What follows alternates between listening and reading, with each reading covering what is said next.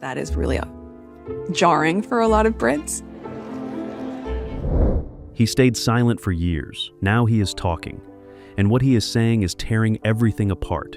William did not just expose the secret, he made sure the whole palace heard it. The secret that could not stay hidden. Some secrets have a shelf life. They survive for a while, hidden carefully, managed quietly, kept alive by the silence of everyone who knows and the ignorance of everyone who does not.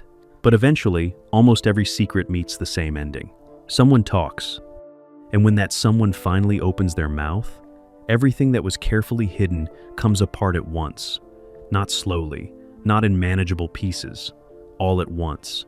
That is exactly what is happening right now. Something has broken open. Something that reaches into the heart of the Sussex story.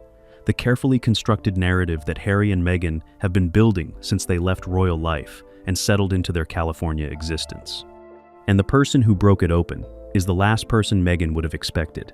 Not a tabloid journalist, not a disgruntled palace aide with a grudge and a phone full of messages, not an anonymous source hiding behind careful legal language, someone who was there. Someone who knew Meghan before the palace, before Harry, before the global platform, and the Netflix deals and the carefully managed public image. Someone from her past. He stayed silent for years, through the royal wedding, through the Oprah interview, through the documentary, through every chapter of the Sussex story that played out in front of the entire world. He said nothing. Until now. And what he is saying has sent shockwaves through the palace in a way that very few revelations have managed in recent memory. But here is what makes this story different from every other Sussex story that has come before. William knew, not after the former boyfriend spoke, not after the story reached the press. Before any of that, William had already found out. Through his own channels, through his own sources, through the kind of quiet institutional intelligence gathering that happens inside palace walls without most people ever realizing it is happening. He knew, and then he acted on what he knew. How William found out is a story in itself, and we will get to every detail. But first, you need to understand what exactly was exposed. Because the nature of the secret determines the weight of everything that follows. This is not a story about something that happened before Harry. Not an old relationship being dug up simply to cause embarrassment. Not a private chapter of Meghan's past that has no bearing on her present. This is about a timeline. A specific, documented, verifiable timeline that places certain events in a sequence that raises questions nobody inside the Sussex circle has been able to answer cleanly. Questions about loyalty, about honesty, about the foundation of the marriage Harry walked away from his family to protect. Those questions are now being asked out loud. And Meghan's reaction when the exposure became real was not the composed, measured response of someone with nothing to hide. It was not the dignified silence of someone who trusts that the truth will speak for itself. It was panic. Immediate, visible, undeniable panic. We will get to that too, because the way someone reacts when a secret surfaces tells you almost as much as the secret itself. But before any of that, you need to know who this man is. The one who stayed quiet for so long. The one who watched the Sussex story unfold from a distance and said nothing while the world celebrated a royal romance. You need to understand why he finally decided that the silence was no longer something he was willing to keep, and what it cost him to break it. That is where we are going next. The former boyfriend breaks his silence. His name has been circulating in quiet corners of the royal press for months. Not loudly, not in the way that names get circulated when someone is actively seeking attention or chasing a headline. Quietly, in the careful, cautious way that a name moves when the people passing it around understand exactly how significant it is and exactly how carefully it needs to be handled. But now it is out, and the story attached to it is more detailed, more specific, and more difficult to dismiss than anything the Sussex camp would have hoped for. To understand why his account is being taken seriously, you first need to understand who he is. He is not a stranger to Meghan's world. He is not someone who met her briefly at a party and is now inflating a casual encounter into something it never was. He was part of her life during a significant chapter, a chapter that overlapped in ways that are now becoming deeply uncomfortable with the early stages of her relationship with Harry. That overlap is the problem. He has known Meghan since her years in the entertainment industry, before the royal connection, before the global profile, when she was building her career carefully and methodically, the way people do when they are talented and determined and not yet famous enough to have everything handed to them. He knew her then, closely, genuinely, in the way that two people know each other when they have shared real time together away from cameras and public scrutiny. And he watched, from that position of genuine knowledge, as the royal romance unfolded publicly, as the narrative was constructed. The world fell in love with the story of a prince and an actress who found each other against all odds. He watched all of it, and he stayed silent. For years, people close to him say he made a deliberate choice to stay out of it, not because he had nothing to say, because he understood what saying it would cost.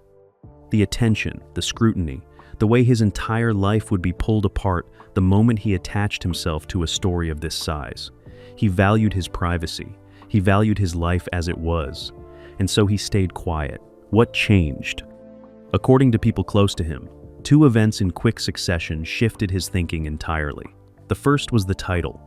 When news broke that Harry had lost the Duke of Sussex title and that the Sussex chapter was formally closing, something shifted for him. The story he had been watching from a distance was reaching its conclusion, and he realized that if he did not speak now, the version of events the public had been given would simply become the permanent record. Unchallenged, uncontested, accepted as truth. That thought was one he could no longer sit with. The second thing was more personal. A close friend of his, someone who had known both him and Meghan during the same period, had recently spoken to a journalist about the broader timeline of events. Nothing specific. Nothing that named names or made direct accusations, but enough to confirm that the version of the story the public knew was missing significant pieces. That conversation, and the response it generated from the Sussex camp, convinced him that the silence was no longer neutral, that staying quiet was no longer simply a personal choice. It was, in his view, becoming a form of complicity in a false narrative. So he spoke. What he has said, in conversations with people close to the royal press, centers on a specific period, the months between late 2016 and early 2017, a period that is publicly understood to be the early stage of Meghan and Harry's relationship, the beginning, the courtship, the fairy tale origin story. His account places him in a very different kind of relationship with Meghan during that same window, not a casual friendship, not a professional connection that has been misread or exaggerated, a relationship, a real, ongoing, intimate relationship that he says did not end cleanly before Meghan's connection with Harry became serious. The timelines, he says, overlapped, and he has more than memory to support what he is saying. There are messages. There are records of communication that show he and Meghan maintained consistent, private contact during a period when the public narrative suggests she was already fully committed to Harry. Those records are now in the hands of people who know exactly what to do with them. Palace sources have confirmed that the details of his account reached senior royal advisors before they reached the press, that the information was reviewed carefully. It was assessed not as tabloid gossip, but as something with a genuine documentary foundation, and that William was briefed on everything. How that briefing happened, and what William did the moment he finished reading it, are where this story takes its sharpest turn. That is exactly where we are going next. How William found out. William did not stumble onto this. That is the first thing you need to understand. This was not a leak that landed on his desk by accident. Not a rumor passed along by someone with loose lips and no sense of discretion. Not a tabloid story he read over breakfast that caught him off guard. William found out the way William finds out most things that matter. Through people he trusts. Through channels that have been built carefully over the years. Through the kind of quiet, disciplined intelligence that surrounds a future king who has learned, sometimes painfully, that being the last person in the room to know something is a luxury he cannot afford. He has been burned before by not knowing, by trusting that the people around him would surface important information when it mattered, by assuming that the institution would protect him the way it was supposed to. He does not make that assumption anymore.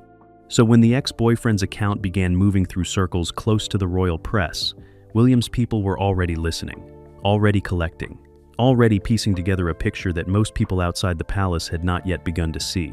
The information reached William in stages. The first stage was general.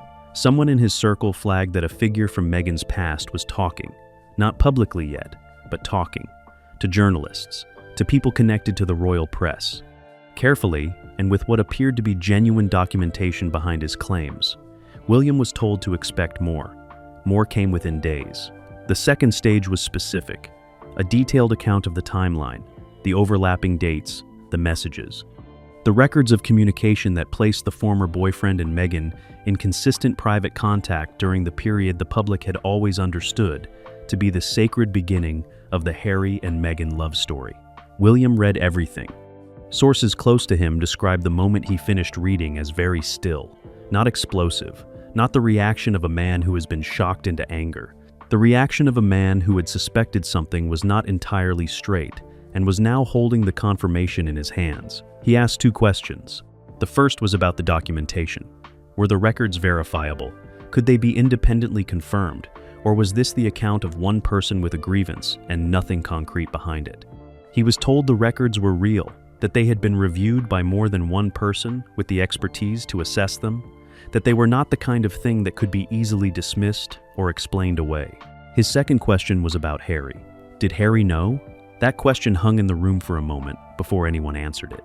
According to sources, the answer was that nobody could say with certainty, that it was possible Harry had been kept in the dark, that it was equally possible he had known and chosen not to look too closely at what he knew. William absorbed that answer without visible reaction. And then he made a decision. He was not going to manage this quietly. He was not going to bury it in the way the palace sometimes buries things that are true but inconvenient. He was not going to extend the same institutional silence that had protected the wrong people for too long and cost the family too much. He was going to surface it, deliberately, through the right people, in a way that could not be contained, spun, or reframed by Sussex communications teams with a carefully worded statement. He was going to make sure it was known. Now, here is the question that matters most at this point in the story. Why? William has shown, repeatedly and consistently, that he is capable of extraordinary restraint. He absorbed years of public attacks from Harry and Meghan without retaliating. He protected the institution by staying silent when silence was the right strategy. So why break that pattern now? Why surface this particular information at this particular moment? The answer connects directly to everything that has happened in recent months. The Australia scandal, the title removal, the formal closing of the Sussex chapter. William is not acting out of personal anger. He is acting out of institutional clarity. The Sussex narrative has shaped public understanding of the royal family for years. It has painted the palace as the villain and Harry and Meghan as victims. It has done enormous damage to the institution William is preparing to lead.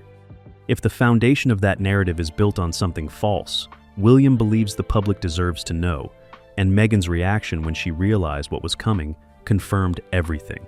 That is next. Meghan's response. She found out on a Tuesday morning. Not from William directly, not from a palace representative calling with the courtesy of advance warning, not from Harry, who had his own version of finding out that we will get to in a moment. She found out the way powerful people often do, that something had gone wrong. Through someone on her team who had been monitoring the situation and realized, almost too late, that the walls were already closing in. The call came early, before most of her household was fully awake, before the day had taken its shape, and the information delivered in that call changed everything about what that Tuesday was going to look like. The former boyfriend had talked, the documentation was real, William had been briefed. And the story was no longer sitting quietly in the hands of a few careful people who could be managed or reasoned with or persuaded into continued silence. It was moving. What happened next inside the Sussex household, according to sources close to people in Meghan's circle, was not the composed and measured response that her public image has always projected. It was panic, immediate, raw, undisguised panic. Phone calls went out within minutes, to her communications team, to her legal representatives, to people she trusted to help her think through situations with no clear solution. The conversations, by all accounts, were not calm strategic sessions. They were urgent and fractured, and driven by the kind of fear that surfaces when someone realizes that the narrative they have spent years constructing is facing something it cannot simply absorb and redirect. This was not a rumor she could deny with a carefully worded statement. This was not an anonymous source she could discredit by questioning their motives. This was a specific person with a specific account and specific documentation covering a specific period of time. You cannot spin documentation. Her legal team moved quickly. Calls were made to journalists and editors who were known to be working on the story. According to sources familiar with the conversations, the language used in those calls was not a request. It was a warning. There were references to legal action, to privacy violations, to the damage that publication would cause to a private individual who had done nothing to invite this level of scrutiny. The response from the journalists who received those calls was consistent. The documentation speaks for itself. Inside the Sussex home, the atmosphere had shifted into something unrecognizable from the carefully curated image of domestic calm that Harry and Meghan had always presented publicly. Harry needed to be told. That conversation between Meghan and Harry is one that sources describe with a kind of careful restraint. Nobody who knows what was said is willing to put the exact words on record, but the shape of it is clear enough from what followed. Harry was not fully prepared for what he heard. Whether that is because he genuinely did not know the details of the timeline his wife shared with someone else during the early stages of their relationship, or because he had always chosen not to look too closely at what he suspected, is a question only Harry can answer honestly. What is clear is that the conversation was not short, and it was not quiet. The hours that followed were some of the most turbulent the Sussex household has experienced. And that is a household that has experienced significant turbulence. Meghan's attempts to control the story were not working. Her legal warnings had slowed some publications but not stopped them. The former boyfriend had not retreated. The documentation had not disappeared. And William, who had set this in motion with deliberate and institutional purpose, was not going to pull it back. She had run out of moves. And here is what that moment revealed about everything Meghan has built since leaving royal life. The entire Sussex enterprise, the brand, the platform, the carefully managed public identity, rests on a specific story. A story about who Meghan is and how she got here, and why the choices she made were the right ones. If the foundation of that story is compromised, everything built on top of it becomes unstable. The palace knew that, William knew that, and now the rest of the royal family was watching to see what happened next. Their reactions were not what anyone expected. The fallout inside the palace. The palace has weathered a great deal. Abdications, divorces, scandals that dominated front pages for months and threatened to shake the institution to its foundation. The royal family has a long, practiced history of absorbing damage and moving forward. But what landed inside palace walls this week landed differently. Not because it was the worst thing the institution has ever faced. It was not. The family has survived worse in purely institutional terms. It landed differently because of what it confirmed. For years, the palace had been on the receiving end of the Sussex narrative. The accusations, the interviews, the carefully constructed story of a couple driven out by a cold and uncaring institution that refused to protect them. That narrative had done real damage. It had shifted public opinion in certain quarters. It had painted senior royals as villains, in a story in which Harry and Meghan cast themselves as the only ones telling the truth. And the palace had absorbed it largely in silence. Because that is what the palace does. It endures, it waits, it trusts that time and truth have a way of finding each other eventually. This week, they found each other. When the details of the ex-boyfriend's account reached senior royals, the reaction was not uniform. Different people in that family processed it differently, and those differences tell you a great deal about where each of them stands right now. Start with Charles. King Charles received the information through his most senior advisor. He was given a full briefing, the timeline, the documentation, and the specific details of what the former boyfriend had revealed and what William had subsequently done with that information. Sources close to Charles describe his reaction as quiet and very tired. Not angry, vindicated, or tired.